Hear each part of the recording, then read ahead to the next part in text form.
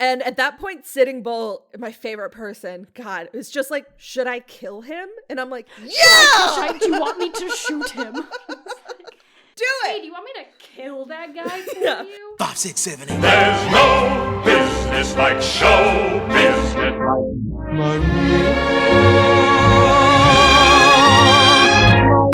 Mamma mia, here I go again.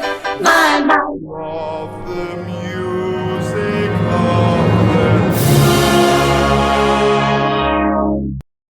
I fear this is going to be a Moulin Rouge situation. No, I also did not like this movie in retrospect. But you watched it okay, but you said you watched it many times. As a youth. kid. Yeah, as a kid. But I also youth. can grow Okay. up and then be like, hey team, this is bad.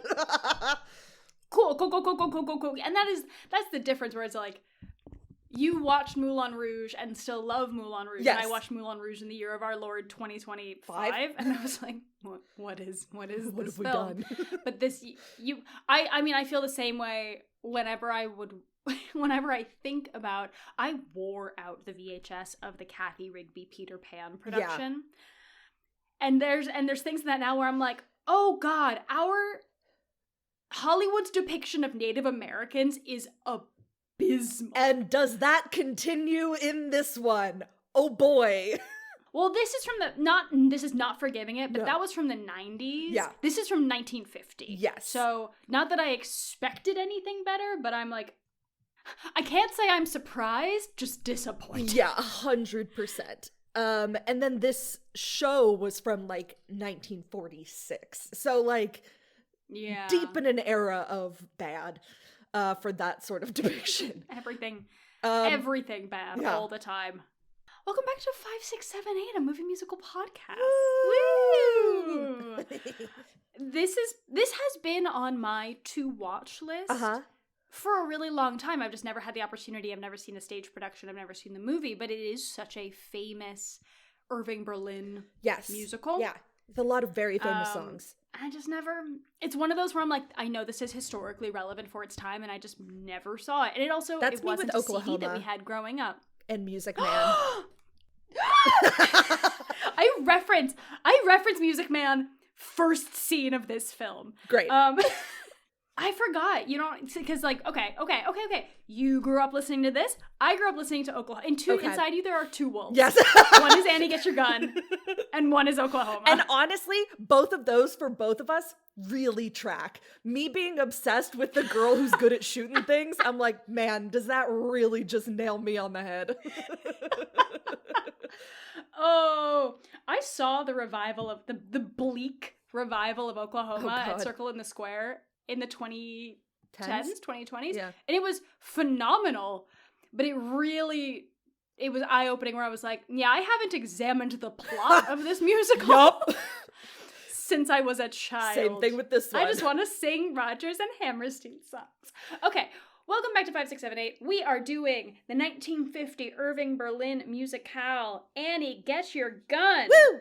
Starring not Judy Garland. No, and I have a Howard whole Keel. thing about that. So much about that. So much drama. I didn't go into an actor because I was like, there's actually so much drama around this casting. I'm just going to talk around about this the casting. drama. Excellent. As we have already established from this extremely long banter, Grace had watched this movie many times. I went in blind. Yes. I had this on VHS tape when I was very, very young. So I grew up. This was like amongst the group of VHS musicals that I had of like this, King and I, South Pacific, Fiddler, like that was sort of the grouping of musical VHSs that I had. And so this one I definitely watched multiple times. Hey, you know what? It's like a tight 100 minutes. They're shooting. Like, I can see it being appealing to a child. Yeah. It was very colorful. Very colorful. Where did you watch this? Because it is available for streaming if you rent it for like $4. I watched it for free in a secret internet place, and my resolution paid for the price. Yes, I also watched it on the internet. The internet. Yes. So when you were like, oh, I can't wait to talk about the costumes, and I was like, I kind of understand what you're talking about. Okay. We'll get to it, because every time that I had to pause and scream, it was because of Frank Butler's outfits, because they were bad, so bad. Oh boy. In a way that it wasn't like they were poorly constructed, but the concept was bad. It's like the design was bad. Go back to the drawing board. Yeah. All right, I'm pulling out my pen and paper notes for Annie, Get Your Gun. Okay. What state do we start in? 'Cause Ohio. We get a montage pretty quickly. We start in Ohio? Yes, that's where she's from, is Dark County, Ohio. It always starts in Ohio. It always starts in Ohio. The overture is There's No Business Like Show Business. Yes. And immediately off the bat, I was like, wait, no, I've heard this song already from a different movie that we did. I thought it was originally from that. No, it's originally from this. Yep, 100%. And Ethel Merman sang both of them. So they were like, a singer-song combination so nice, we had to do it twice. No business like show business. And it's also in our opening song. It is, yes. A train pulls into the station in Ohio in whatever year this is. 18 something or other. When is this? Hold on. I actually want to know this. Yeah, Annie Oakley was, like, the actual person was born in 1860.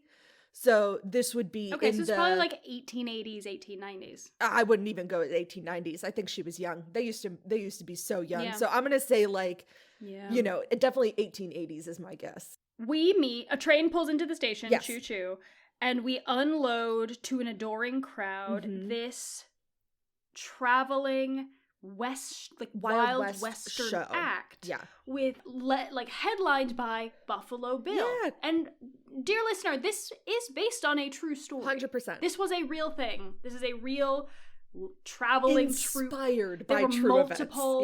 Inspired by true events. Led by Buffalo Bill, and we get our first song, which is introducing kind of our cast of characters. We are introduced to Buffalo Bill, who looks like Colonel Sanders, and we are introduced to Frank Butler. This is where I was like, oh, this is like The Music Man. Yes. Where they just introduce Harold Hill to the town. Yeah, 100%. And so Frank Butler, who is played by Howard Keel, who we have seen before in Kiss Me Kate way back when. I knew it. I'm so sorry. I have to interrupt you to validate myself, which is where is your face? When they introduced Frank Butler, I heard them say Rhett Butler. Oh, no. And I was like, the Gone with the Wind character? Surprise, this is actually a sequel. But I was just like, surely not. Surely not. Anyway, we introduce Frank Butler, and then, of course, our waiter for the movie, Charlie, who's the guy. Charlie's our waiter. Man, that guy's just trying to do his job. Charlie's the only person that I relate to in this entire movie. I love Charlie. Was a gem. Yes, he's sort of the barker, like the one who's like rallying the crowd to like get them all around, and then he's the one that introduces Frank Butler as like the main star talent of this big Wild West show. And then we get Charlie's wearing a lot of hats because he also does the money, which we find out later, and like. Yeah, he's the stage manager. Yeah, for sure. And then we also meet Dolly, who is sort of the assistant for Frank Butler. So like hands him things. He does like a sharpshooting act, and so she's will like hold things up for him to shoot, things like that. So she's sort of the assistant. She's bedazzled. It's great. It's great. He's in an all-white outfit with fringe. And I was like, okay, this is a bold choice.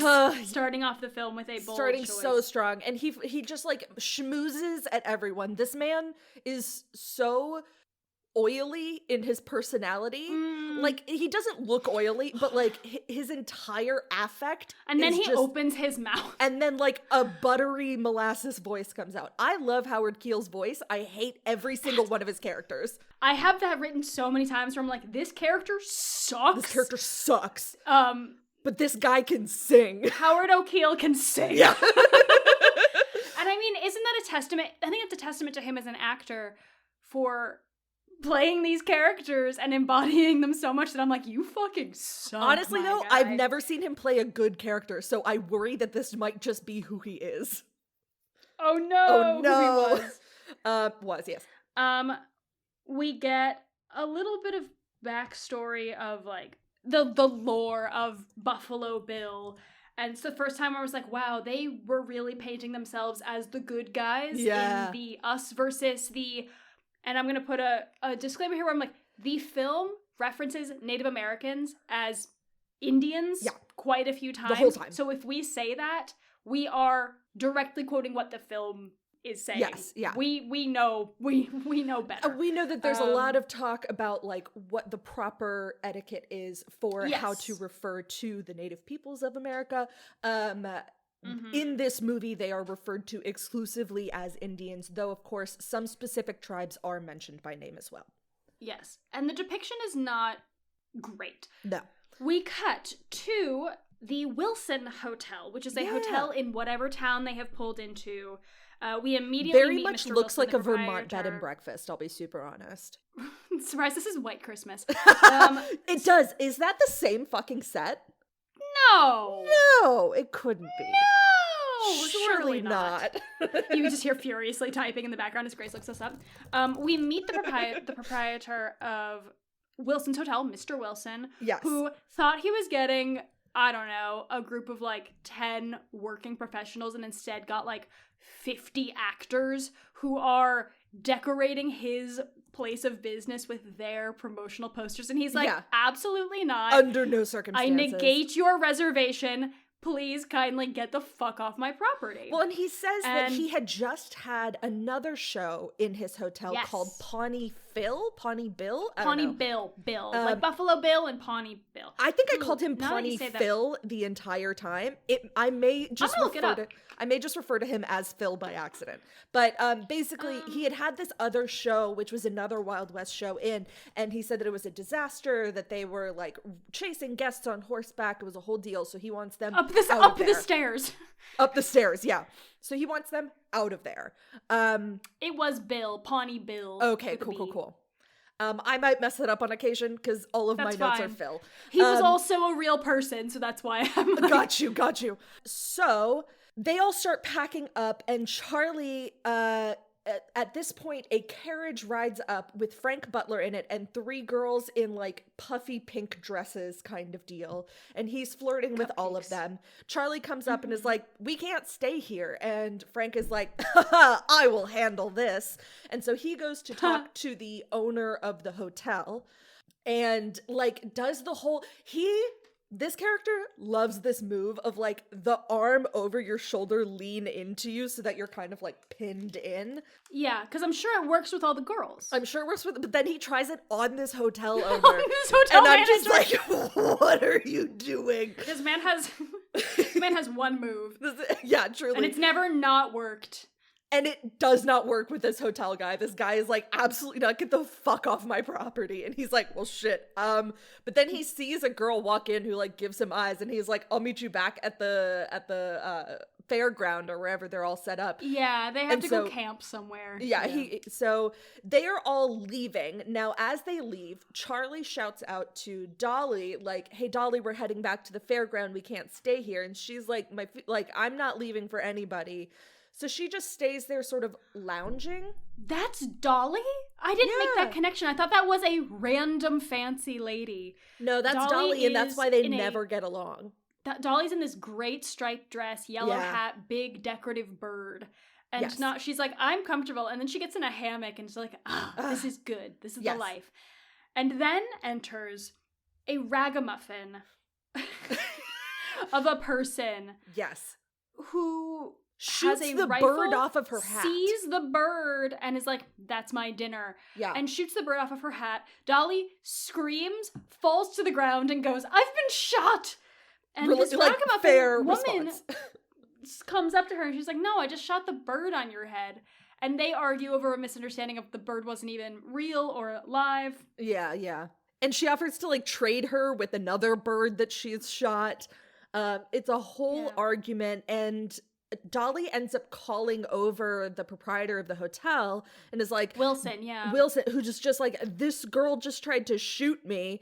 And Annie's like, sure didn't, but I can now. And so Dolly runs off with the last of the troop leaving the hotel. So now it's just this ragamuffin girl who we find out her name is Annie Oakley, talking to She's the proprietor of the hotel. 3 or 4 siblings with her. Yes. They are bush people. They are like people of the woods. Yes. From Ohio. From Dark like, County, again, this Ohio. is 1880s. Like we're 70s, something like that. Yeah, it was very easy to live off the grid. These kids have probably never been, these children have definitely never left the forest from whence they came.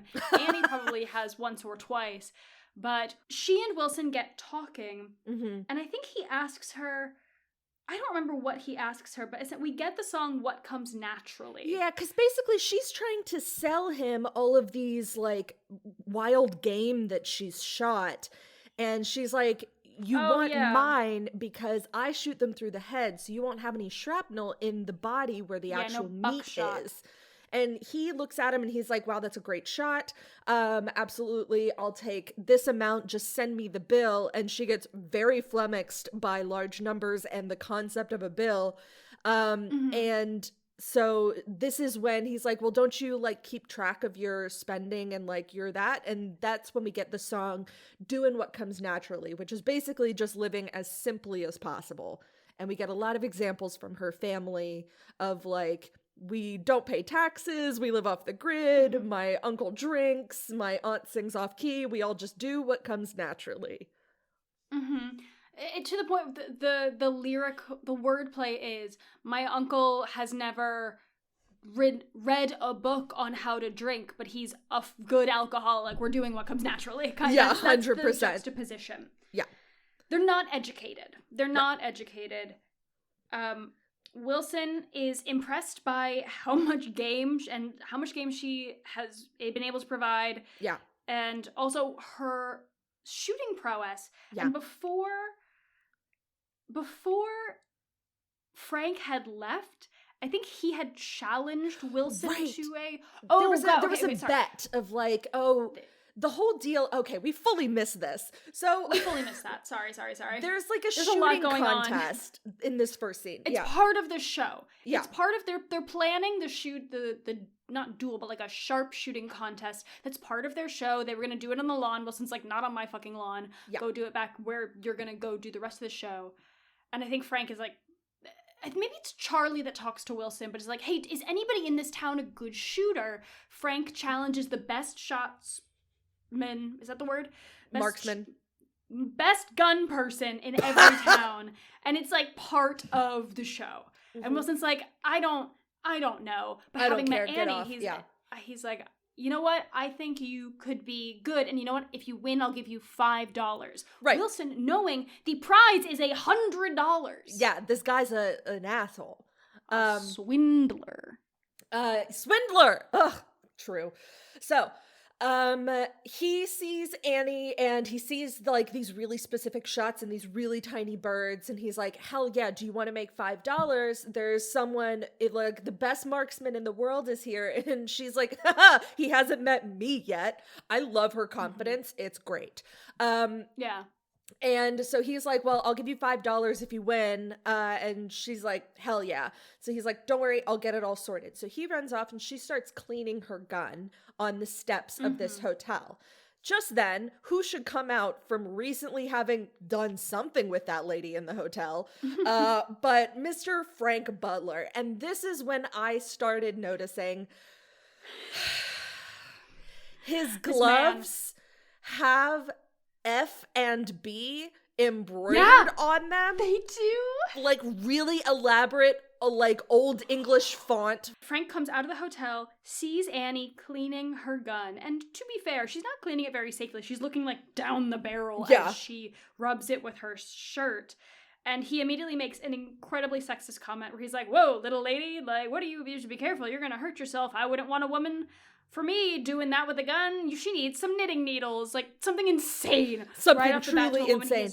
And then begins my least favorite bit of all time, which is this is my gripe for the entire movie, beyond the normal like bad representation of Native Americans, beyond the sexism. Like, if we're talking about like straight up just like a bit in this movie that's bad. So as soon as Annie looks and sees Frank Butler, yeah, I hate it. She does this jaw drop like like look at him every single really time. Over the top, your jaw drop, agog, goldfish behind the eyes kind of a look, and like whatever she was in the middle of, she immediately stops. I hated it. I hated it, and it happens and so it unfortunately reoccurs, and it's my biggest gripe beyond the obvious.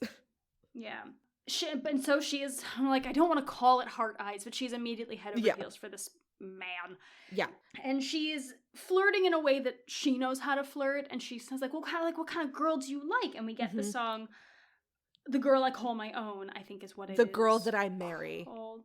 The Girl That I Marry, which is essentially him being like, I like my women covered in lace, wearing long gloves and covered in pink. White and pink and bird boned, and I gotta be able to pick her up. And that's what I'm looking for in a lady. And I'm like, wow, brutal. And this is the first time where I'm like, he sucks, but God, does Howard Keel have good voice? Yes, 100%. So he finishes his song. Annie is crestfallen because that is not her at all. But also, during this conversation that the two of them have, she mentions that she's going to be shooting against this like big egotistical like Dumbo from the fair, and he doesn't because that's how Wilson described her opponent, being like this big-headed stiff or something. Yeah. And he does not let her know that that's who he is. And so he's like, well, I guess I'll see you around at the fair. I'll definitely be there for the shooting. And so he leaves, and Annie laughs and walks off in a misogynistic way. 100%.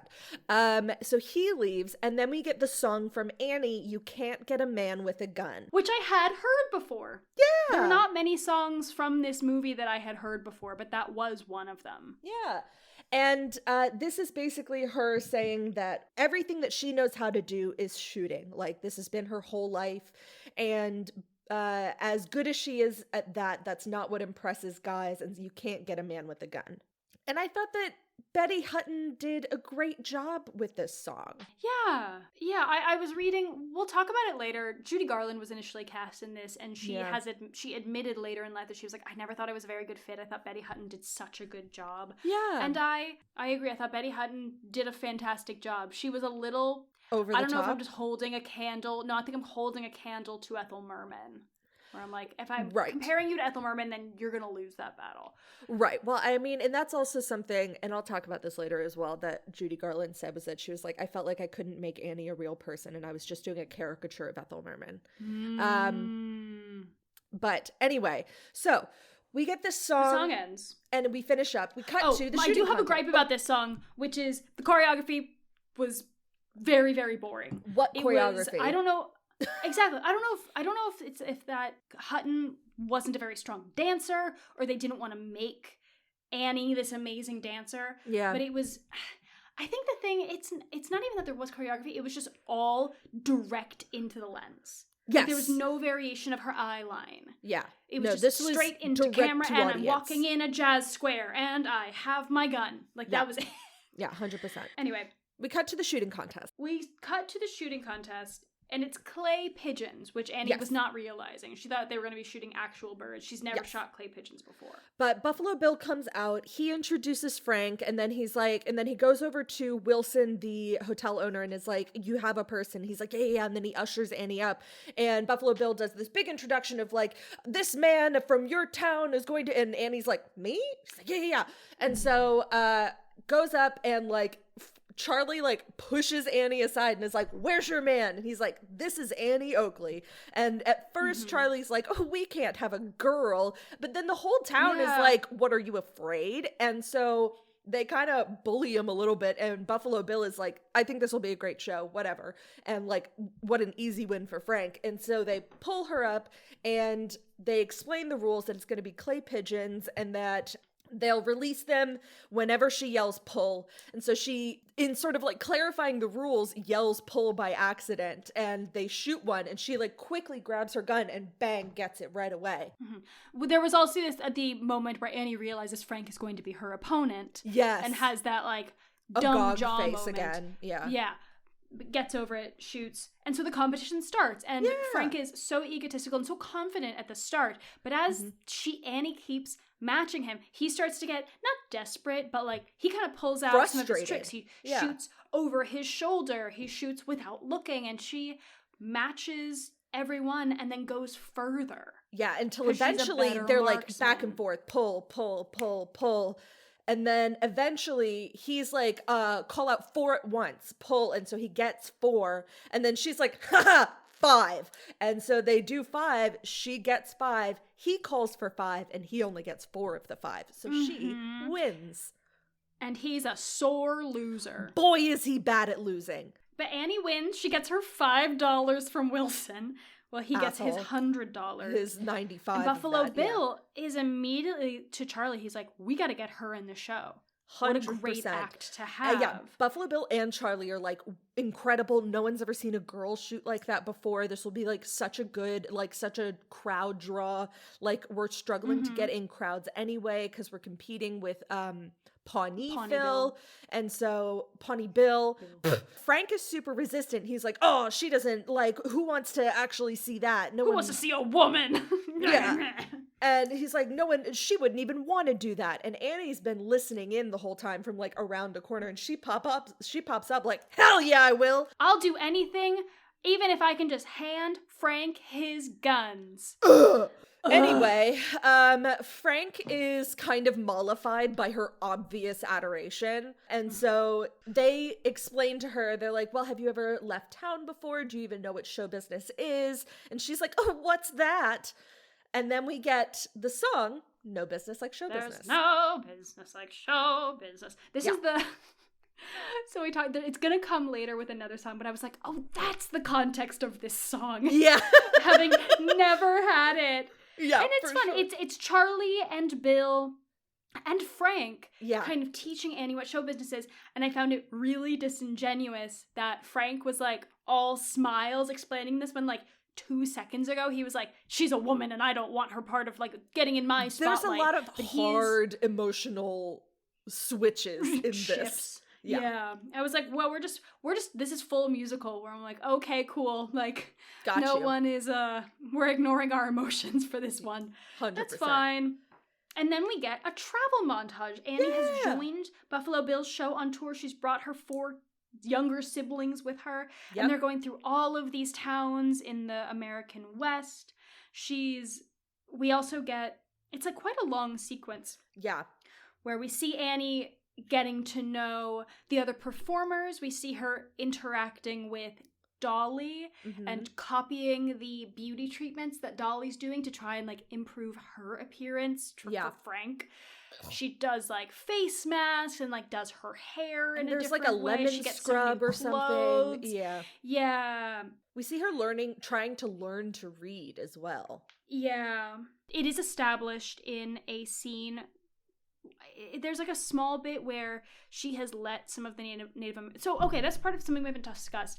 This traveling troupe has with it a large portion of Native American performers Yes. that are there for like the historical reenactment. So there's probably like 80 plus people in this traveling tour, Mm-hmm. probably 30 or 40 of which are Native Americans. Yeah. And because this is this was the 1880s, they were like relegated to their own train car. It's this Yeah. whole thing. We're not going to get into it because it's not important to the point. What is important to the point is we learn Annie doesn't know how to read. And so one of her youngest siblings gives her a reading lesson, but it's under the guise that she's giving him a reading lesson. Right, exactly. And so also at one point, there's a whole thing with the Native Americans not being in the right car. It doesn't matter. But a guy Yeah, comes it's- up at the end of that, which gives her a clipping from a newspaper, which mentions her. Yes. And so she Yes. goes and she does her reading lesson with her brother, and in walks Frank with a bright yellow shirt with like the stitching looks like a bib, and it has his initials on it in the largest font they could manage. You know, just in case he forgets his own initials. Just in case he forgets.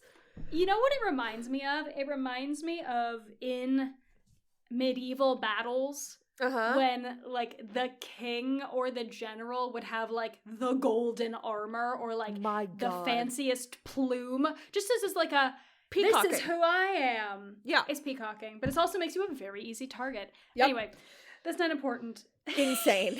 Anyway, so she says that she was teaching her brother to read so that he doesn't know that she can't read. And then she asks if he could read this news clipping for her because she just want to hear what it sounds like when he says it. But it's really because she can't read and she needs someone to read it to her. So he reads it, and she's not mentioned by name, but basically said that, like, the paper noted that she was a good shot, essentially, because she's been doing, like, it's like one or two small tricks sentence within Frank's larger performance. Yes. She's not named. Yeah.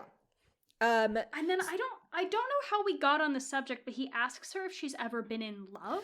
Yeah, so she tells him that she's been practicing Then this we get surprise into this whole trick. Like, she's like, oh, this big trick that I like think that you'll be really impressed by it. And he's like, I'm really proud of your ambition, and I've been thinking about making you my shooting partner. And she says, I just want to be like one of those pink and white ladies that you like. And then he asks if she's ever been in love. We get the song It's Wonderful. Yeah. Which is a duet between the two of them in, I don't know, there's a word for it, but it's it's that space in between train, carriage, cars, like the little Juliet balconies almost. Yeah. And we get a big fake sunset in the back. And this is a romantic song. Yeah.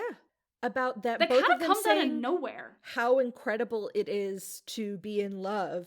There is one lyric which Frank says, it's called They Say It's Wonderful. Yes. Not whatever. That Frank says, to hold a man in your arms is wonderful. And I was like, Frank, what? How do you know that? Unless I misheard it and it's a woman in your arms.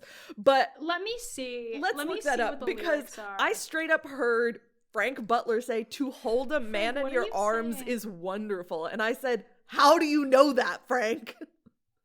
No, you're right. Is it? Okay. You leave your house in the morning, and without warning, you've stopped people shouting that love is grand and to hold a man in your arms is wonderful, wonderful in every way. How do you know that, Frank? How do you know that, Frank? Frank, what are you not telling us? So the song is like, they say falling in love is wonderful. It's wonderful, so they say. It's a bit... Gosh, what is that reminding me of? There's some classic musical theater song about... Maybe it's Carousel. Maybe it's If I Loved You. It's kind of a spin on If I Loved You, where it's like, well, if I loved you, I'd be a really good partner. Talking around the subject without anyone actually admitting how they're feeling.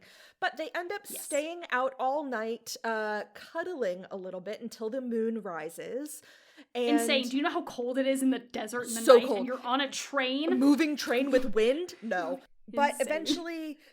Frank is like, all right, it's time to go to bed. And Annie's like, let me walk you home. And he's like, no, go. And, they're both kind of in love with each other, but without actually saying it. Yes. Then we cut to the next town. And Buffalo Bill, and I think Charlie's there as well, tells Annie, he's like, you know what? You've been working really hard on that trick. Mm-hmm. You should do it at this show. Is there a reason why? Because I know why. Bill because Pawnee Bill... Yeah. That's what it is. Okay, so they get to their new town. They've set up, I think they've probably had like one show or whatever. And they're like, wow, our audiences are really small. That's really surprising. I wonder why. Yeah. And then they realize, because they've essentially been following Pawnee Bill around, they are double booked. They're booked in the same town, within like half an hour of each other, essentially. Yeah, within half an hour. So they're like, oh my God, he's fucking stealing our audiences. And that's when Buffalo Bill goes to Annie. Is like, we're pulling out the stops. You're doing your big fancy trick. And then word will spread and we'll steal his audience. And not only that, the way that Charlie convinces Annie, because at first Annie doesn't want to do it because she's like, no, I don't want Frank to think that I'm like stealing his spotlight. And Charlie is like, that won't happen. this is the moment in which our waiter becomes a miniature swindler. Charlie's just like, no, it'll be fine. He'll be so impressed. I mean, you like him, don't you? And like basically convinces her, and she's emotionally like, manipulates her 100%. And it's just like, yeah, of course I like him, but like he has, and straight up Charlie is like, has he asked you to marry him yet? And I was like, wow, out of nowhere. And Annie's like, no, he hasn't broken out in cold sweats enough for that. And Charlie's like, maybe this trick will do it, and you'll do this trick and he'll be so impressed that he'll ask you to marry him on the spot. And Bill is obviously not, like, Buffalo Bill is obviously like, yeah, like he's not convinced at all at this course of action, but Charlie is just like, we need this to happen. So Charlie is a businessman that needs this show to Charlie's happen. doing his job. Like, so then Pawnee Bill arrives.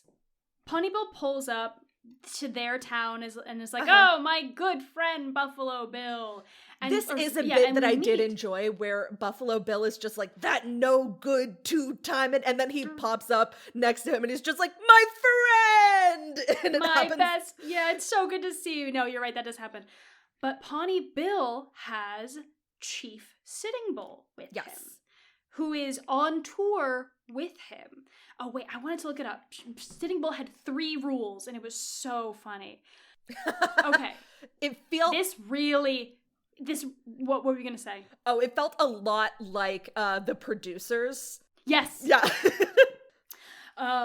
Which, and I think it's that Buffalo Bill tries to, like... Charlie tries to convince Sitting Bull to, like, put money in, because Sitting Bull says that, like, oh yeah, we've been given this bad land in, like, the redistribution. There's so much oil in it. Where it's like, we can't farm anything. There's so much oil, 50,000 barrels a day. And Charlie's like, you know what you should do? And Sitting Bull gives you should put money rules into our show. And Sitting Bull says, I live by 3 rules. Keep bow tight, keep arrow sharp, no putting money into show business. And I, like, that was the first time I properly laughed watching this movie. Yeah. Big energy of never put your own money in the show. Really made me laugh. But basically, Pawnee Bill is there to try and steal their like client or their customers, essentially, because he's like, and over in our town. And so they usher him inside. He's like, here, you can go and sit in my personal box. Here's some tickets. So Pawnee Bill and Chief Sitting Bull go inside. That's when Frank arrives. To watch the show. Because we're like, it's showtime. That's when Frank arrives. And we see, which we hadn't established before, Annie has a poster. Annie has a big poster. Previously, she has been unbilled. She's not been mentioned by name. So that's part of this new trick, is that she's got a big poster that's got her name on it. And she's got a new in this huge, gorgeous white outfit. And Frank's a big old bitch about it. He's like, I didn't think you were... He was like, I didn't think you were going to make her a star. Yeah. He's like, Charlie, I don't even get that big billing. Yeah. Because Frank has been the star billing for this show for so long. So now he's having to share the spotlight. And he's real bitch. He's a real bitch about it. Yeah. So he goes inside to go talk to Bill Charlie about essentially it. says... I think Charlie, or maybe Frank, just says like, well, maybe that's show business. Yeah. So he goes inside to go talk to Buffalo Bill about the billing. And that's when Annie comes in her performance outfit, which is like this her new outfit. White and fringe and like embroidered flowers, whole deal. And she sees her massive billing and is just thrilled, like so excited. And like she's so guileless that like sometimes her excitement is infectious. Even if she's incredibly naive, like she's just so excited about things and like so like has absolutely no filter that you can't help but being like, yeah, girl, I'm excited for you. Yeah. Like, but she gets there and she asks Charlie to go and get Frank. And it's like, I want him to see it. I want him to be excited for me too. And Charlie's like, okay. And while she's waiting, she sings a quick reprise of No Business Like Show Business. And then Frank comes out. And I don't have much notes for this, so I'm trying to remember what happens. He comes out, and he's obviously pissed, and he says some unkind things. And she, like he's like, it won't last, and like, don't get used to it, and things like that. And so That's she show business. asks Yeah. him like, hey, are you mad? Are you sore about this? Like, are you mad? What's your deal? And he's like, no, I'm not. And she hints that she's going to be doing like a trick, and that he'll be so impressed that he'll ask her to be somebody and do something on the spot. Mhm. And he hints that he could just ask her that right now, because he Mhm. does want to be with her. And she's like, no, wait until after the show. And as she's about to leave, he grabs her and kisses her. And this is their first Mhm. kiss. And she is just like, and she's like, okay, just make sure you're there to watch my trick. And she runs off to prep. And then we get... Oh, okay. And then he has a song. He has the song, My Defenses Are Down. And this is the song where really Howard Keel's voice shines. I fucking hated this song. Oh, no, it's a bad song. Literally, but he's it's a bad so song. But no, his vocally good. It's like crazy. Yeah. I'm looking up the lyrics. No, okay, now I'm understanding my notes. But yeah, the song But yes, is... the lyrics are bad. The lyrics are rough. The lyrics are bad, the context is bad, he's a bad character. But Yes. I'm What trying are to think the of a lyrics? similar song. My defenses are down, she's broken my resistance, I don't know where I am. I went into the fight like a lion, but came out like a lamb. I'm trying to think of, what are some similar songs where the guy, where the person is like, damn it, I didn't want to love this person, but I really Shit. do. Yeah. Shit. Hold on, where are the lyrics? The thing that's the one. The line that pissed me off is, being miserable is gonna be fun. I have that written. Literally that's what I was trying to decode my own notes. Being miserable is gonna be fun is the last, it's repeated, and it is the last lyric in this film. Let me tell you so angry about it. That I am so happy that as a society we have moved on from the comedic stylings of the old ball and chain. Oh, I hate my wife. Yeah. And I'm like, Yeah. then don't. Like, why is this a funny thing that you hate being married to your partner? Go fuck yourself. Anyway, that's a personal thing. But I just remember rewatching this time around and being like, oh, his voice is so lovely. And then we get that line of being miserable is going to be fun. And I'm like, die in a fire. Yeah, Kick rocks. Kick Just rocks. Finally, Kick rocks. Anyway. But again, man, I wrote, man, Frank Butler sucks, but Howard Keel can sing, all caps. Same. Okay. Anyway. Frank goes into the arena to kind of like watch from the corner Annie's new trick, which is fucking spectacular. God bless Incredible. this stunt double. Oh my God. So basically, who is standing on a horse. Yeah, in this white horse, incredible red dress. I wasn't aware that was an option, that you could stand on a horse and do these kinds of tricks. I was thinking about it, and I was like, okay, so what is this saddle setup? Like, my full, like, how would you actually do this? Started. I was like, okay, so they're probably made, like, a specialty saddle that has 2 hooks for her to, like, hold her feet into, because she's, like the Michael Jackson like the Michael hooks. Jackson thing. Yeah. Because she's, like, leaning back a little bit, so it makes sense that, like, basically your knees are locked, you're leaning back, and you're, like, the horse, like, you're leaning into the saddle.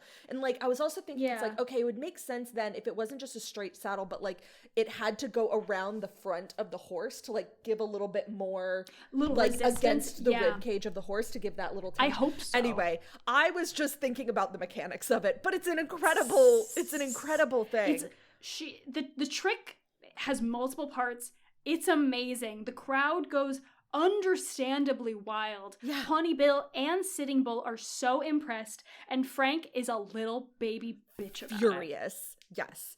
So he goes up to sulk. Yeah. So jealous. Yeah. Then we cut to a scene again where Charlie is my hero, where like I loved this scene. Charlie accuses Frank. Like there's this whole confrontation. So we go backstage where Yes. Frank is in his tent sulking. Charlie comes in and Frank is immediately like, I can't believe that. Who let her? Why would she undercut me like that? And Charlie's like, she's incredible, and also you are such a dick to her, and you keep stringing her along. And I'm like, 100% right. But Frank straight up stringing punches her him. along. undermining her. Yeah. Like, just like her as a person. Yeah. Like, constantly demeaning her.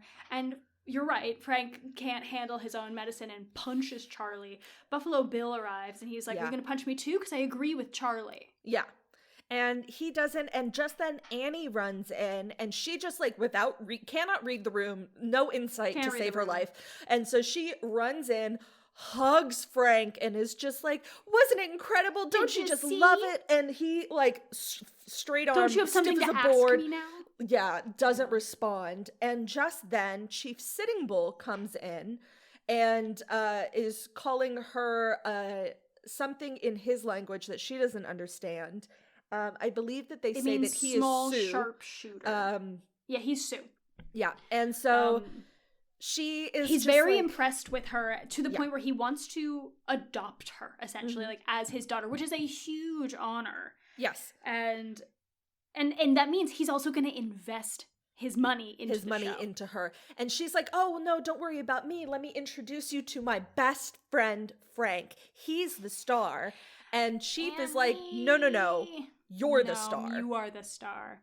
That makes me think of A Star Is Born. Yeah. Yeah. Yeah. Where she's like, "No, but what about my What about what about my partner?" And they're like, shithole husband? "No, we don't care about you."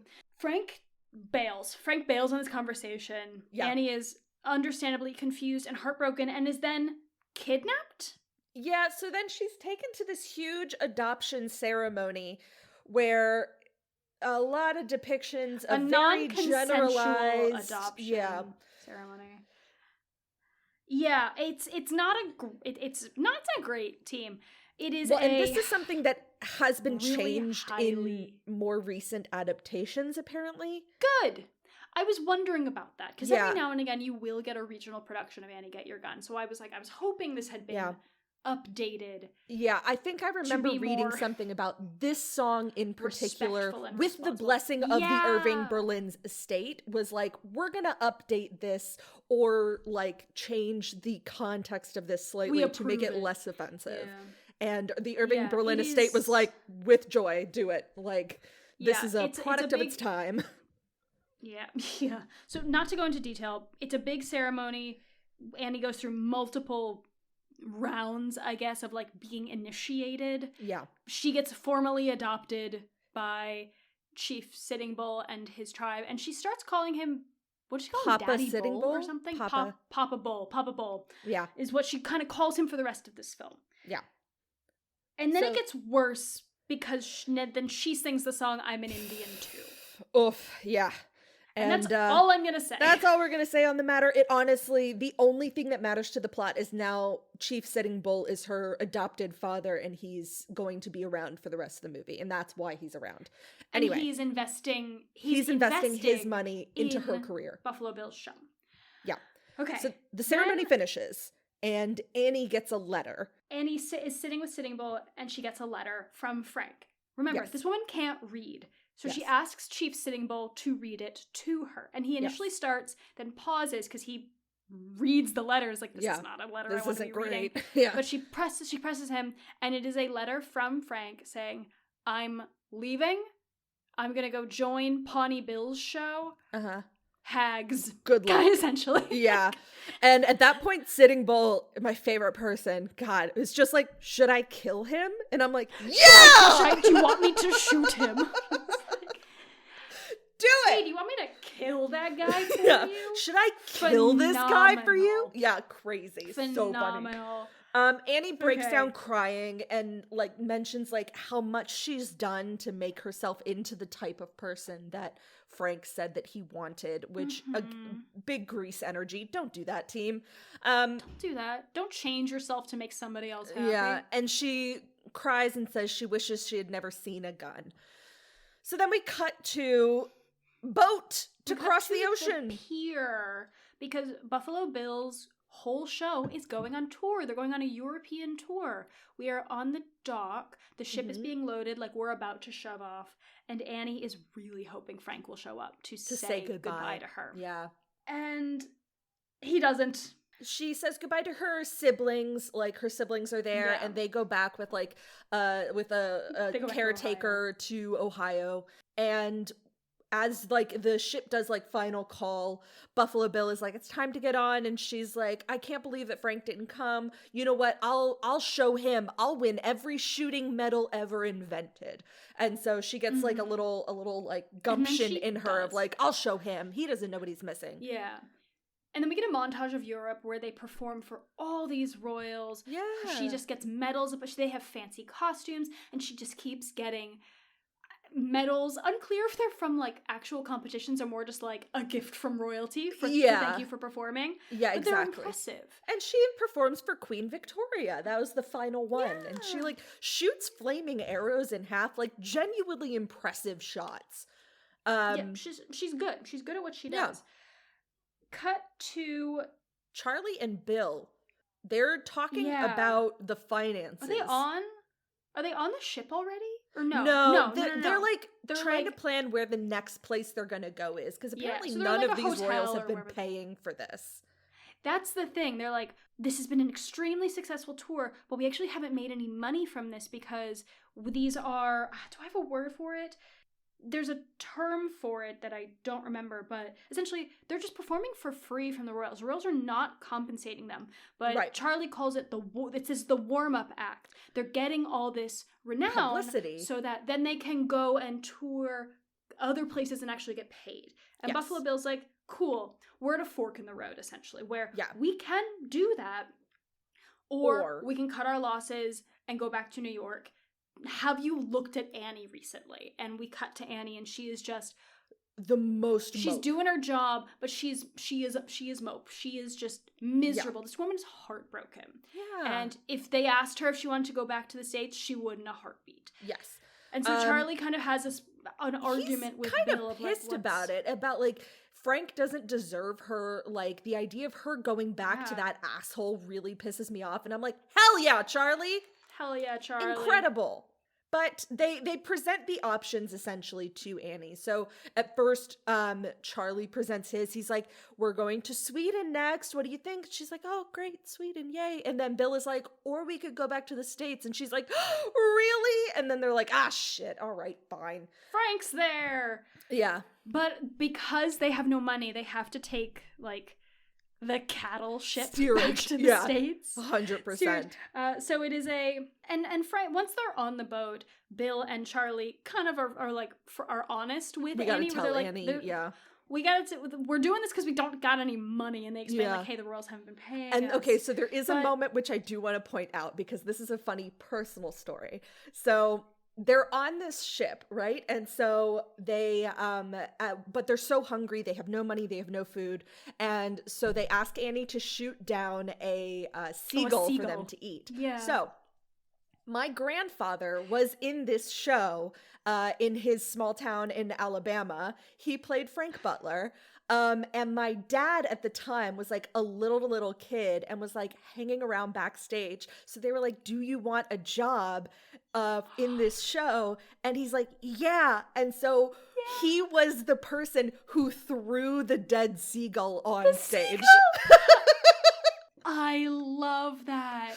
Oh, and I'm sure that he took it so seriously. What a great job for a little kid to have. For like a young kid of like the kid of your star. It's like, yeah, hang around and like throw the seagull on stage.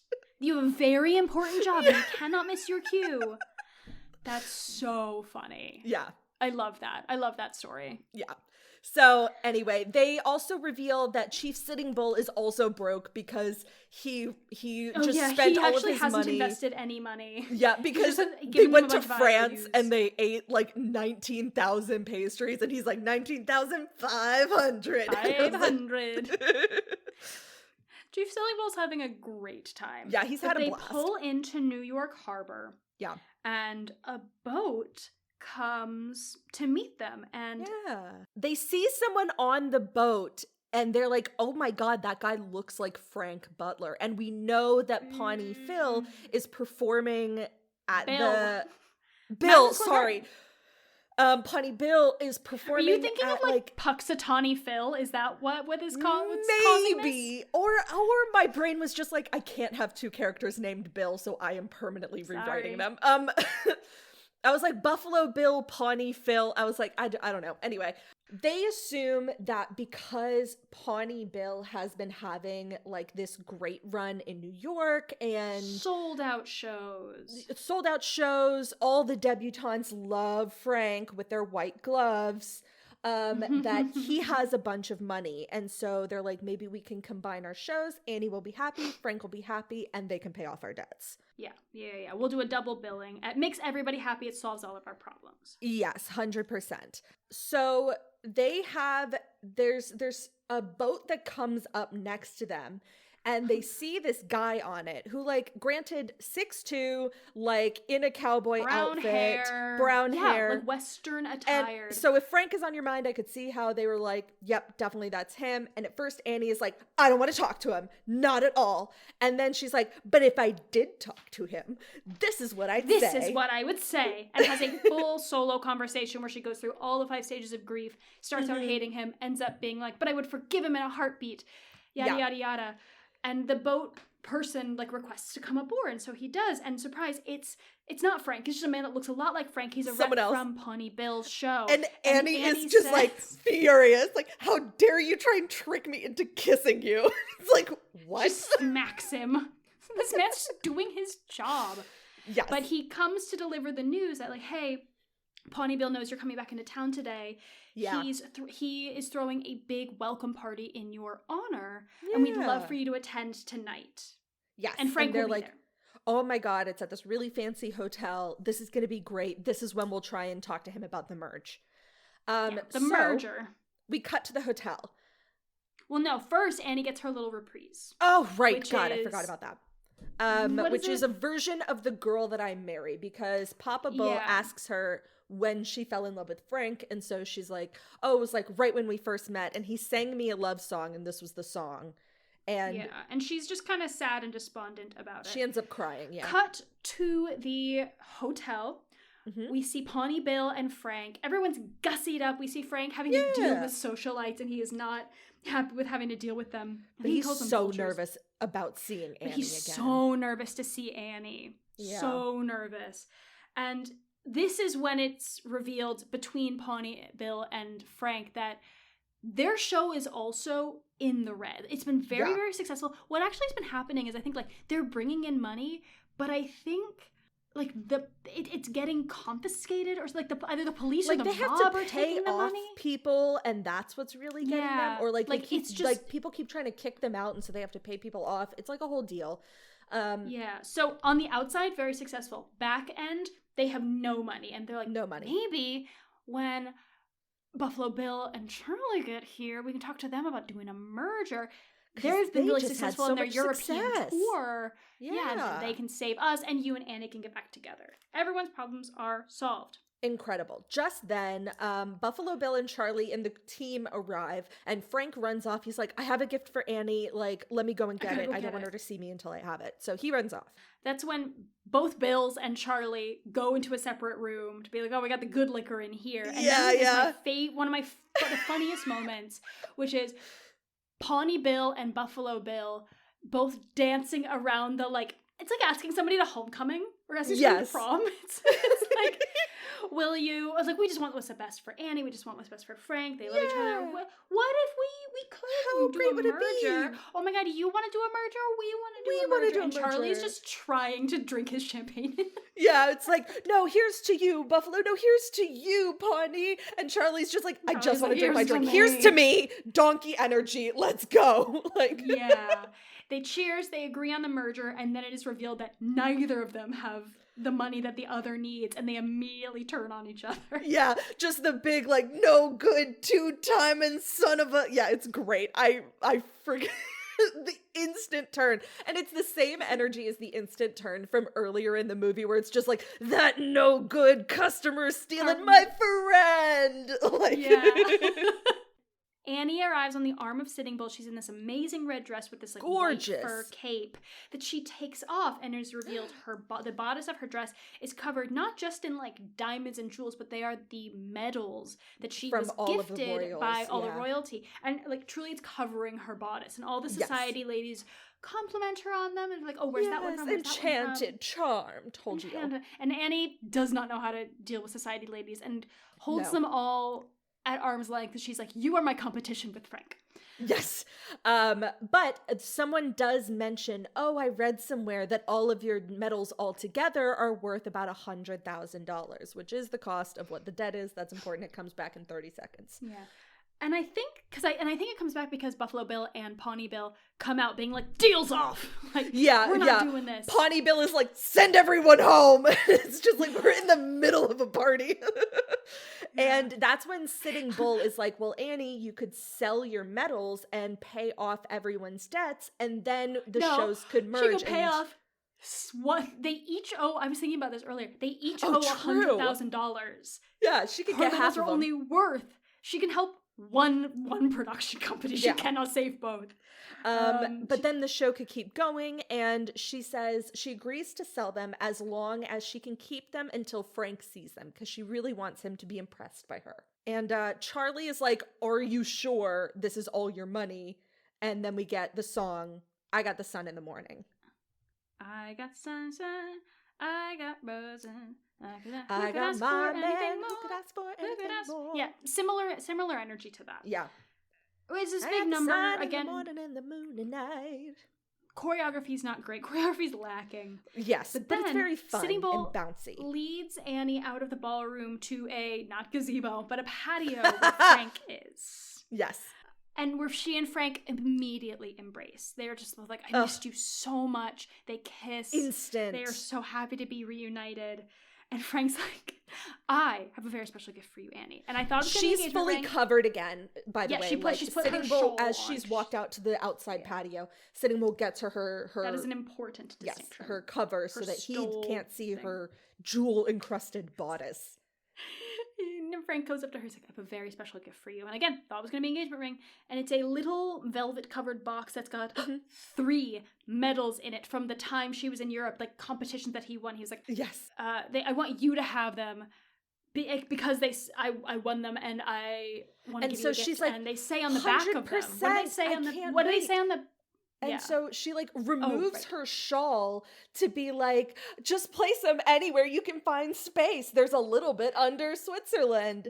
And it's like blinding. Blinding. How many more And medals he's she have and how much instantly more pissed. like jewels are on them. Yeah. Yes. He's like, well, I didn't realize it was a competition. And Yes. she doesn't think of it like that. She's not thinking. She's not No. showing off by doing that. She's like, no, I want my gift. And he's like, gets all pissy about it. Yeah, and he was like, well, I wanted you to have this because on the back it says engraved, Frank Butler, the greatest marksman in the world. And this is my moment of joy because she instantly was just like, what world? What world? In what universe? She's like, I've never South. been beat yet. And he was like, what? last time was a fluke. And I'm like, you dipshit.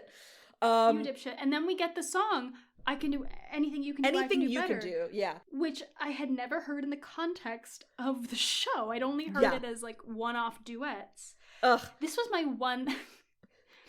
I don't know. I've only ever heard this song sung by 2 people who can sing very well. So there was truly one moment where she was like, I can sing better than you, and then she doesn't. And then she straight doesn't. And I'm like, honestly, Betty Hutton, I don't know if this is just your character that you're playing, that she's just like an average singer, which could be. I can't remember another thing that Betty Hutton's been in that I've seen. But it's hard to compete with Molasses. It's just like... Yeah, you're set up for if you're in a singing competition against Howard Keel, you're gonna lose. Yeah, it's rough. But this song is very funny, and just the 2 of them trying to outdo each other. Like, anything you can say, I can say faster. Anything you can do, anything you can wear, I can wear better. I can wear anything better than you. And just like trying to one up each other the whole time. I think my favorite is like, any note you can hold, I can hold longer. And she does just hold this incredibly long note, which he ends with, yes, you can. Like, The one acknowledgement of like, all right, I fucking failed that one. I fucking feel all the time, but I'm gonna get you next time. Yeah. The song ends, and like they do not resolve their differences. They're both pissed at each other. They go back into the ballroom and they're like, we're never working with each other again. And Annie is just like, I'll prove to you, I'll shoot you again. Let's do another shooting competition since you say the last time was a fluke. Yeah. And so we cut to the next day for this shooting competition. Ugh! Angry. Okay. While Annie's getting ready for this competition, Charlie and Sitting Bull are off to the side tampering with her rifles. Yeah. They want her to lose because they want... Because Sitting Bull says that she'll only be happy if she's with Frank. And she's too mad right now to think clearly. And so she would win. And so the only way for her to be with Frank is if she loses. And I'm like, that's bad. That's terrible logic. Yeah. This competition, beyond just for bragging rights, she's like, I'll put up all of my medals against your lousy 3 medals. And Charlie's like, oh no, that's our savior. Oh no, what have I done? Instant regret into tampering with her gun. Yeah, but because that happens right before they're starting shooting. That doesn't happen the night before. Charlie's like, I need her to not win for this reason. And then she puts their entire financial security on the line. He's like, I fucked up. Yeah. So no, because it's Sitting Bull. Sitting Bull's the one who makes the call and pulls Charlie into it. Charlie is like, are you sure about this? And Sitting Bull is like, the only way she'll be happy is if she's with Frank. Which, like, again. It starts, she's using these tampered guns. She misses 3 in a row. And she keeps being like, give me a different gun. Like, what's going on? Yeah. She misses 3 in a row. Then Frank says something he's like, here, honey, you can use my gun. And again, we get the final jaw drop bit, which I hated. Because he called her honey. Yeah. But she uses his gun and she shoots. She successfully shoots the clay pigeon. Yeah. And then he gets his shots and then she gets frustrated. She's like, I don't need your stupid gun. So she goes back down to get another one. And that's when Papa Bull is like, you told me before you can't get a man with a gun. Well, you can get a man with this gun, and points out the obstruction or whatever, or the thing. Oh, does he? Yeah, he does. I was wondering. So he points it out to her and she's like, why didn't I think of that? And then she goes up, she misses 2 more shots, and then she very over dramatically is like, that's it. I quit. I quit. I'm not the best anymore. I guess I'll just have to be second best. Second best. And then Frank is mollified and Charlie tries to run off with the medals, which I did find very funny. Charlie is so relatable. And the second she concedes, he's like, well, Frank's like, well, I guess we can be Butler and Oakley now, honey. We can be partners on and off the stage. And then we get a big old final number of No Business Like Show Business. And they're in a show together, and Buffalo Bill and Pawnee Bill are together, and that's the end, and I hated it. I'm so, literally, I texted Grace. What did I say to you? I was just like, I hated that so much. As soon as I exactly. This. And I think I hated it most. It was and this is going to be my homework. Than I is that thought it was going to be. In real life, Frank Butler was so deeply in love with his wife, Annie Oakley, and was so supportive of her career and was essentially her assistant, if I'm remembering correctly. So my homework was going to be to look up the actual story of Annie Oakley and Frank Butler, because they truly changed it to fit the machoism 1940s, 50s bullshit. Yes. But I think they were pandering to that, but also they probably needed to create conflict. And dear listeners, I'm putting that in air quotes. They needed to create conflict for there to be a story. There was something else. Sure. There was something else we did that was like based on true events, and they amped up some aspect. They like made some aspect of it not true or whatever, or just like made something up to create conflict. Anyway, not important. What is important is I really disliked the plot of this. I really, really did not enjoy. Yeah. Frank Butler as a character. But that's the end of the movie. Howard Keel voice, good, but that's how this fucking musical ends. Yeah. Pretty much, okay. Yes. Grace, what did you think of this movie? Well, so it's interesting because you I obviously had seen this movie before and watched it a lot as a kid. What do you remember enjoying about it as a kid? I remember enjoying Howard Keel's voice. I remember thinking that I could play Annie one day. And I remembered her beautiful red dress. You know, so it's like, yeah, you know what? Like an 8 to 10-year-old girl is watching this, and the parts that I remember are the beautiful costumes, the fact that I thought that I could play Annie, and that Howard Keel's voice was so beautiful. Yeah. Which red dress? Because she had like a performance the final one. Dress, like the final one dress. with all of the gorgeous gems jewels. and everything. Yeah. So that's kind of all that I really had in my head. Like, I honestly haven't watched this movie since I was like a preteen, I think. And it really was like just sort of lived in my head in the same place that like Brigadoon was, where it's like I have a vague impression of like, I know that there's some problematic stuff, but like what I remember are like tiny clips of like a dress twirling or like a fun melody. Like I knew that it was incorrect as well. Like I knew that it was historically inaccurate. And I knew that it was like vaguely bad, but like the actual lyrics and the actual words, I don't think that I fully remembered how misogynistic Frank Butler was. And I didn't remember Charlie, which is too bad because Charlie's now my favorite part. Charlie's just trying to do his job and keep this business afloat. God, he's doing his best.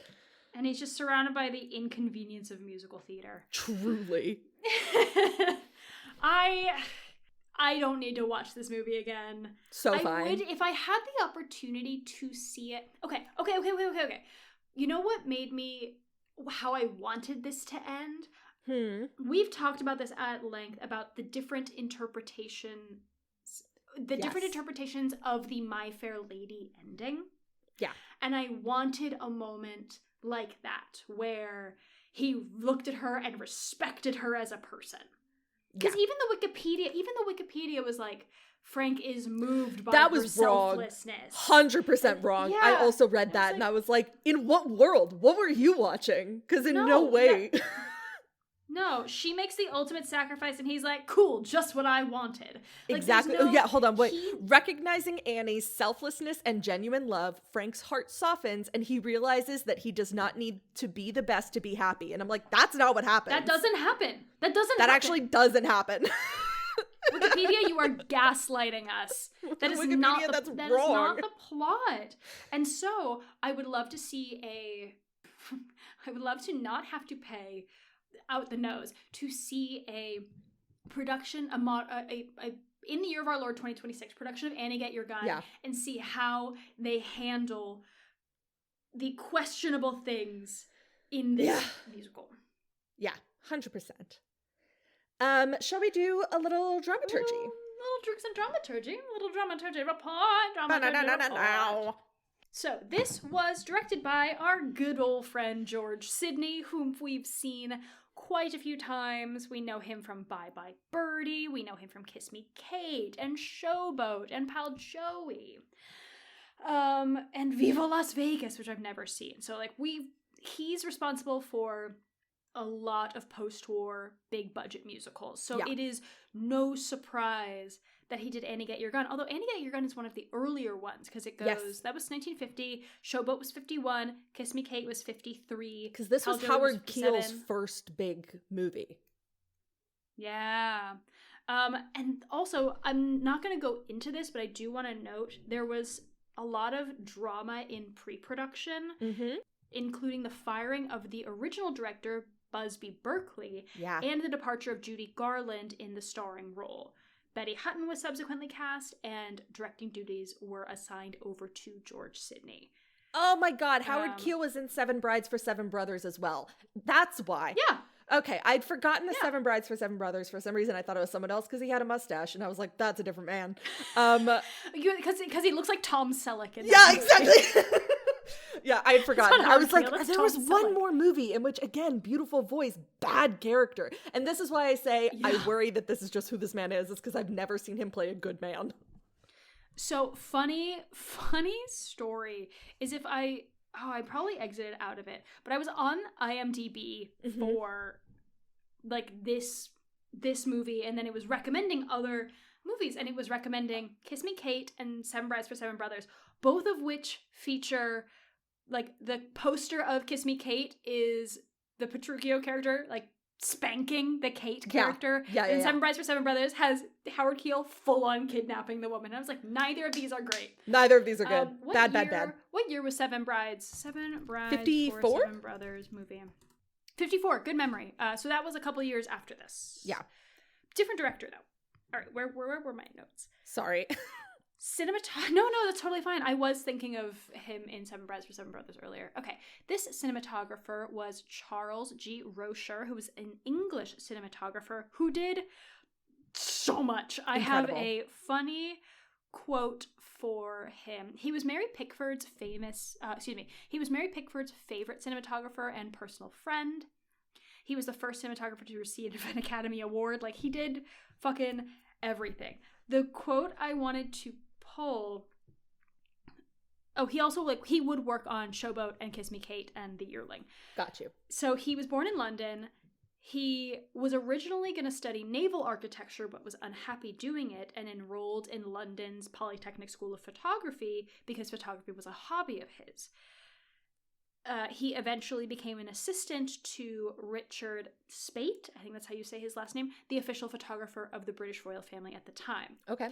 He attended a conference in Rochester, New York in 1908 and decided to stay and work in the US because the pay was better and he did not have to wear a morning coat. Like, that Incredible. is the direct quote. He's like, I don't have to wear as annoying of a uniform and you pay me better. So I thought it was funny. A+, very American. And then this... No, he was English. Oh, that you didn't have to wear it. Yeah. And then this editor was fucking James E. Newcomb, who's fucking, like, Gone with the Wind. Yeah. He's the editor from Gone with the Wind. Yeah. We also saw his work in the 1937 A Star is Born. Oh, nice. But Which he also I don't did, think like, we did that one. Yeah. We did. That's the Judy Garland one. That's You Can't Move Reverse 37? the Ocean. Oh, no, you're right. Sorry. You're so right. A Star is Born 1937 is the only one we haven't done Yeah, yet. because it wasn't a musical. Janet- yeah, because I looked at it Janet and there was Gaynor. no actual... Ah. Because I originally wanted to Okay. do all four, but then I looked at it, and yeah. we've made this mistake before, and it in fact, To I be think honest, I had one forgot there song, was. and it was not a musical. To be honest, I forgot. I just saw A Star is Born 1937. I was like, that must be the Judy Garland one. Must be. No, because that's not how time works. Anyway, he worked on that, and that was the first one. So Yes. there's recognition there. That is my director, cinematographer, and editor. Amazing. All right, so I'm going to talk a little bit about the stage musical and how it got made, and then we'll talk about the casting, because there's a lot of drama. Yes. A lot of So, drama. So this stage musical was pitched originally by the librettist and lyricist Dorothy Fields. So she had this idea for a musical about Annie Oakley, and she really wanted it to star Ethel Merman, who was her friend. So the first couple of producers turned her down, but then she ended up approaching a new producing team, Rodgers and Hammerstein. So they, after their successful collaboration, they decided to become like producers in their own right and like supporting other authors and writers. And they agreed to produce the music and asked Jerome Kern originally to compose the music. However, he ended up passing like right after he agreed to do this. He had a cerebral hemorrhage and died. And so this was put on hold. And so then they ended up changing directions, and then they went and asked Irving Berlin. And it's at that point that Dorothy Fields agreed to step down as the lyricist, because she knew that Irving Berlin only did both music and lyrics. And so she went to just like writing the book. Now, at first, Irving Berlin declined to write the score because he didn't think that he would be able to like write songs to fit like this very specific type of show. But Hammerstein like encouraged him to look further into it and like read through the script, and like within days he had written Doing What Comes Naturally, Can't Get a Man with a Gun, and No Business Like Show Business. So after like those 3 songs, he was like, oh, I can do this, I got this. So the show opened on Broadway in 1946. It was a hit. It had a very long run of 1,147 performances. Now, Dorothy Fields was like a huge lyricist and librettist. Like, she wrote The Way You Look Tonight. She wrote I'm in the Mood for Love, On the Sunny Side of the Street, Big Spender. And she ended up collaborating with a bunch of people throughout her career. Jerome Kern, Cy Coleman, Irving Berlin, Jimmy McHugh, Arthur Schwartz. Now, in the transition to the screenplay, the reason why I wanted to talk about this is because this writer is a very popular author. So it was Sidney Sheldon, who was very prominent in the 40s and 50s, who worked on Broadway plays at first and then moved towards motion pictures. He had an Oscar in 1948 for The Bachelor and The Bobby Soxer. He worked on I Dream of Jeannie, The Patty Duke Show, but then once he turned 50, he began to write best-selling romantic suspense novels. His novels have sold over 300 million copies in 51 languages and is constantly cited as one of the top 10 best-selling fiction writers of all time. Crazy. What? Yeah. So, anyway, the music, like I said, was Irving Berlin. We've discussed Irving Berlin in a lot. So, yeah. The casting. So, originally, this was an MGM musical. So, Judy Garland was MGM's biggest star at the time and was originally cast as Annie Oakley. She ended up recording all of the songs for the soundtrack and worked for 2 months under director Busby Berkeley and the dance director Robert Alton. Now, Berkeley and Judy Garland had worked together previously in a series of backstage musicals where she was teamed up with Mickey Rooney. However, Berkeley had been fired from the musical Girl Crazy in 1943 due to personality clashes with the music director and for driving Judy Garland to collapse and subsequent doctor-ordered bed rest. So this is 6 years later. Producer Arthur Freed felt that Busby Berkeley was the right man to capture the spectacle of Annie Get Your Gun. But once again, he and Judy Garland, he was very severe and very strict with her, and she immediately clashed. Now, she was already very overworked, very exhausted. This was right in the middle of the dissolving of her relationship and marriage with Vincent Minnelli. And of course, at that point, she had an addiction to prescription medication as well. So it was a bunch of things happening at once. She had just finished this massive hit musical, Good Old Summertime. And so she was already physically exhausted from that, along with emotionally exhausted and dealing with an addiction. And she really resented how strict and demanding he was being. She also, like I said earlier, talked about how she had a hard time making Annie Oakley into a real person and not just a huge caricature of Ethel Merman. She was really put off by his bombastic style where, like, she would just leave as soon as he started shouting at the actors and the crew, which, fair. Yeah. She ended up complaining to the studio head, Louis B. Mayer, and tried to have him removed from the film. And after viewing Berkeley's footage up to that point, Arthur Freed was very disappointed and ended up firing him and replaced him with Charles Walters. But at that point, Judy Garland was so exhausted and underweight, and she just either didn't arrive or arrived late. And after a couple of warnings, she ended up getting fired not only from this picture, but they suspended her contract with MGM. So this was like a big deal. This was like the final straw.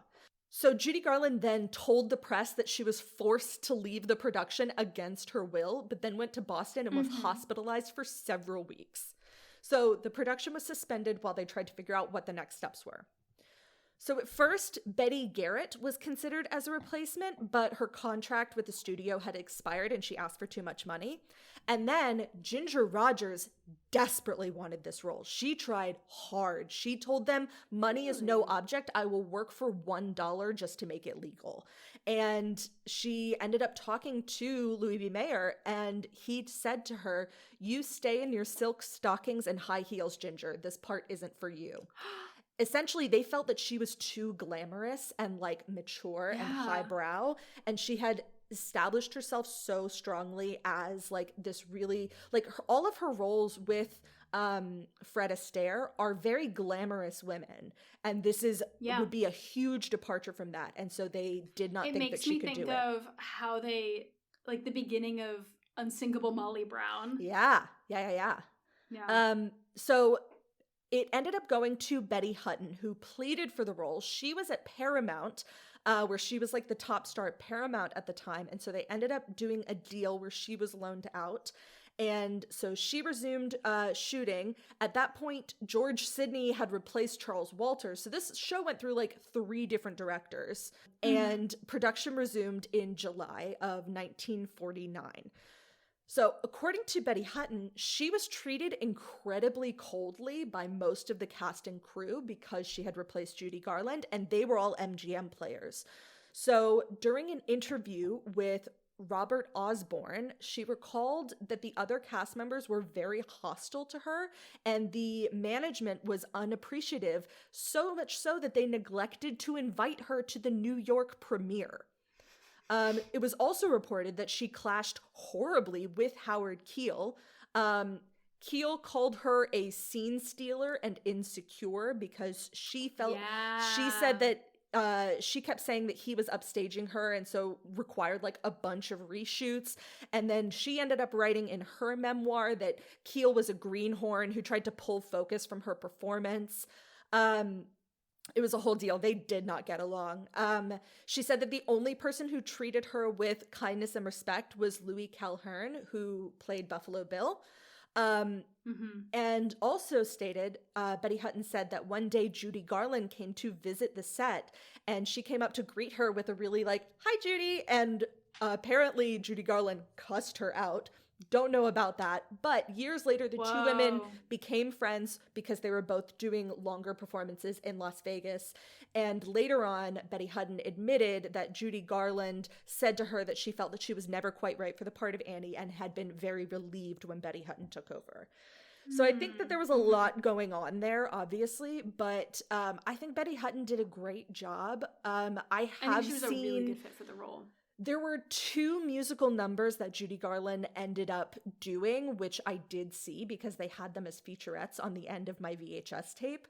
One of them was I'm an Indian Too, and you could just see how, like, the footage wasn't good. Like, Judy Garland was obviously deeply exhausted, and watching it, I was just like, you're putting 100% in, but it is like, your total bar is at like 25% right now, and so you're putting in 100% of what you have available to you, and that's still about 25%. Yeah, it was a very interesting production. That's my casting drama. In terms of reviews, reception, and box office, this was a big hit. I'll be so transparent, I did not really get to this part of the dramaturgy, but what I can talk about is the awards and honors. So it won at the Oscars Best Scoring. Okay. It was nominated for Best Art Direction, Best Cinematography, Best Editing, as well as Betty Hutton got a Golden Globe nomination for Best Motion Picture Actress. Yeah. And Sidney Sheldon won the Writers Guild of America Award for Best Written American Musical. Amazing. Should we talk about singing and dancing? Singing and dancing? There was no dancing. No, there was a little bit of choreography when she danced with her gun. That was it, though, because there was no dancing in the streets. There was no group dancing. There was no... I guess they were like, we got horses. We don't need... Yeah, it was definitely... large it felt like spectacle a stunt. Numbers. It definitely felt like a stunt thing, almost like $1 Million Mermaid, where it was like, there's no dancing, but that's because we spent our money on doing like crazy specific stunt work.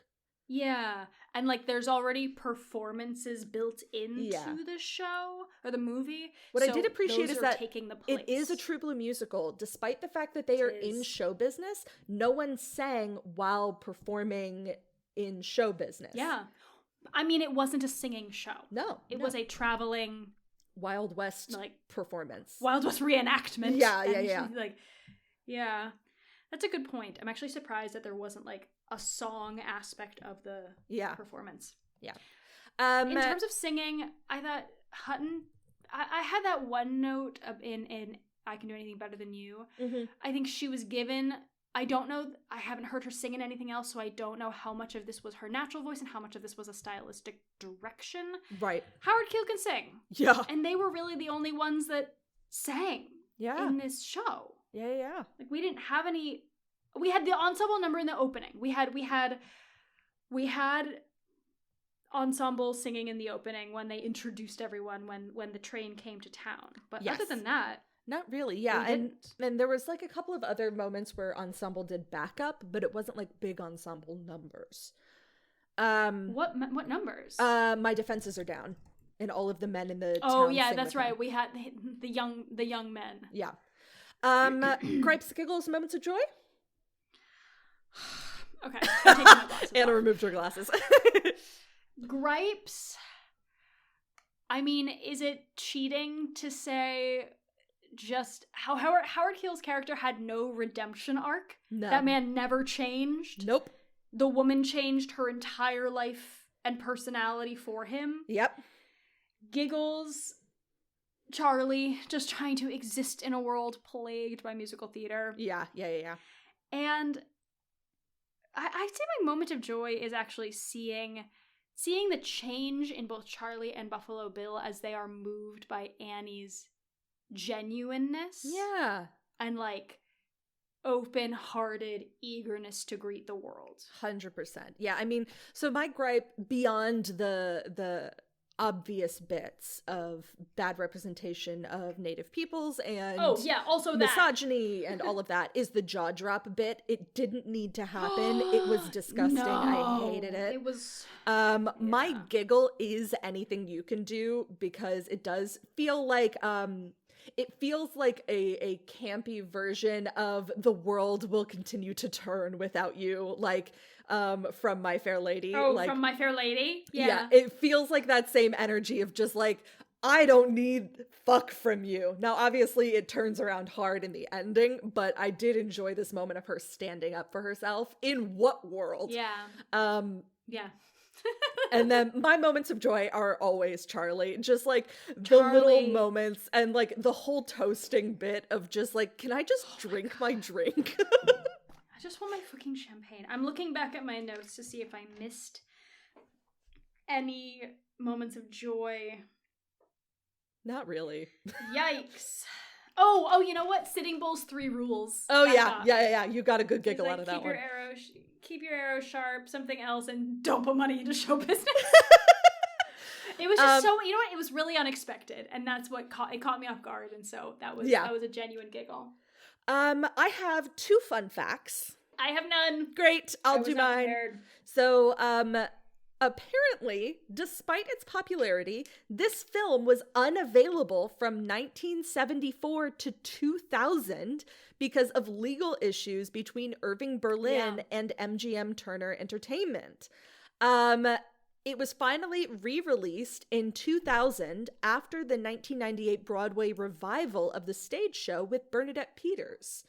And so part of me is just like, how did I have this? I must have gotten the VHS after 2000. This is why it stopped me, because I was like, I had this on VHS. Anyway. You must have gotten, November 14th, 2000. You must have I mean, we were like 7. 7 or 8. 7, 8? Yeah. So that makes sense. And then you should ask your dad. You should ask your dad. Yeah. Be like, how did we come get to this? own this contraband? Yeah. And then the other one. So whenever Pawnee Bill and Sitting Bull come to see Annie's big trick, Buffalo Bill gives them free tickets to the show, and he points out that Annie had shot a hole through them. For accounting purposes, complimentary tickets have long been punched with a hole so they could be separated by the box office as not being counted as a part of paid attendance receipts. And even now, complimentary tickets with holes in them are called Annie Oakley's. Wait, really? Apparently. I love that. I thought that was so cool. I had no idea. I love that. Yeah. What a fun little fact. That's such a good fun fact. Yeah. Good job. And then I've already said my homework. Basically, I'm going to link to the actual biography of Annie Oakley and Frank Butler and who they were in real life because it's a better story than this one. Yeah, I'm like, do I even want to... I don't, like, normally my homework is like, don't watch this movie, watch one of the numbers. Yeah.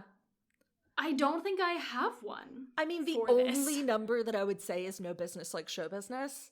No, because But even even then, because I'm like, that song's not genuine because Frank's Frank just is a hamming dick. it up in the background, and they literally just came from a big argument. Yeah. So yeah, just look up the real story. Look up the real Ugh. people. Yeah, look up the real story. That's a better use of your time Yeah.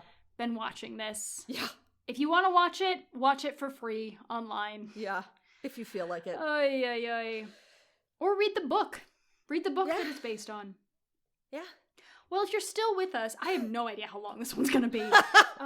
Thanks so much for listening and sticking around. This has been 5678, a movie musical podcast. We love doing this silly little side project. Yes. I have been Anna. I'm still Grace.